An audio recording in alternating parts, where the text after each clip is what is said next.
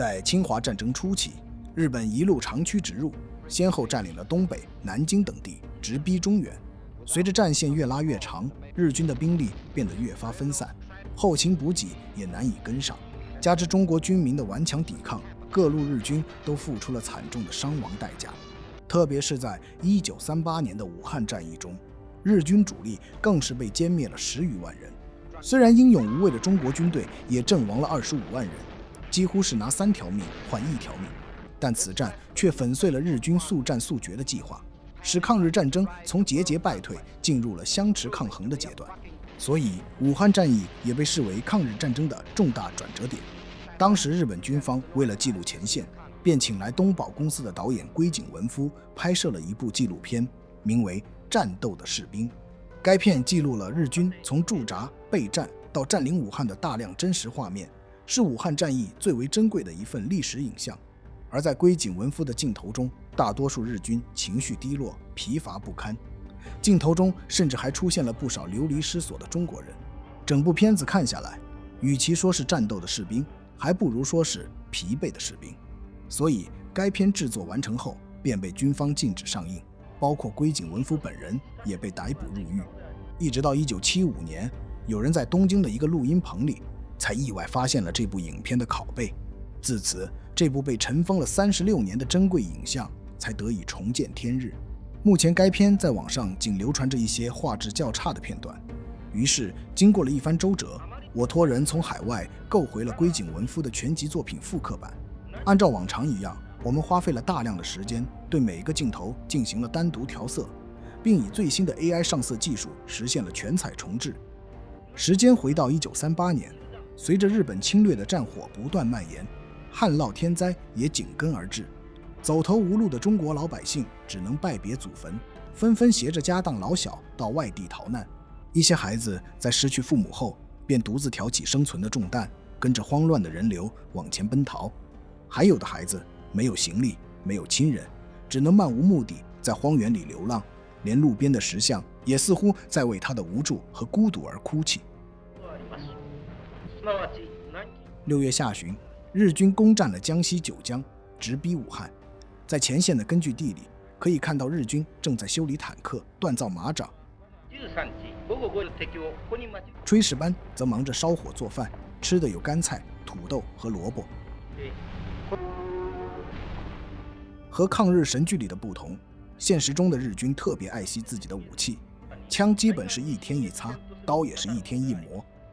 而位于塔兹隆的野战医院里，医生们正在忙着照顾伤兵，这里配备了显微镜、X 光机，拥有着非常先进的医疗条件。这些画面主要是想体现日军非常重视伤员，实际上他们常常把受伤的战友丢在路边，任其自生自灭。在二战后期，日本甚至逼着伤兵用手榴弹自行了断，以节省口粮的消耗。在本片中，龟井文夫曾拍摄了日军将一匹病马丢在路边的镜头，其实就是在暗喻日军的无情和残忍。在此期间，日军抓获了一个中国的老百姓，其中的一部分审问过程也被龟井文夫用摄影机记录了下来。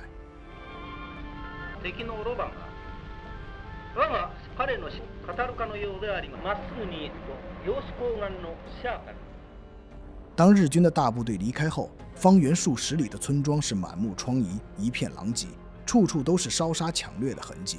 然而野火烧不尽，春风吹又生。日军走后，幸存的老百姓开始在废墟上重建自己的家园，荒废的田地也在老牛的耕耘下焕发出了新的生机。